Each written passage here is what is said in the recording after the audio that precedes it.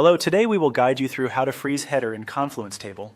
In this walkthrough, we'll create a simple table in Confluence and make sure the top row acts as a frozen header after the page is saved. This is especially useful when your table gets longer because it helps keep your column labels visible and makes the information much easier to read. To begin, open your Confluence overview page. From there, look to the left-hand navigation panel and click on Sample Pages. This will take you to the area where you can work with or edit a page that contains your content. Once you're in the editor and ready to insert a table, click into the page where you want the table to appear. Then type /table. In Confluence, typing a slash opens the Quick Insert menu, and entering table lets you quickly add a table without needing to search through the toolbar. This is one of the fastest ways to build structured content on a page. After that, choose the sample number of columns and rows for your table. Select a layout that fits the kind of information you want to organize.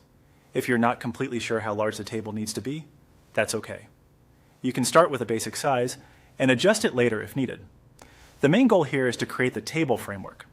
Next, add your names or labels across the top row of the table. This top row is important because it serves as the header row. These labels should clearly describe the information that will appear underneath each column.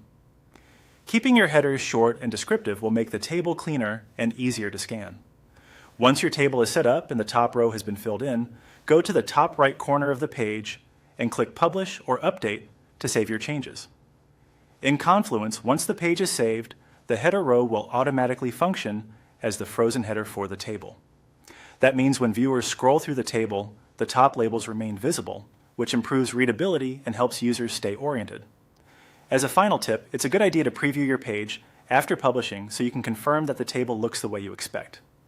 If needed, you can always return to edit mode and refine the table layout or header wording. That's it. You've now created a Confluence table with a frozen header row.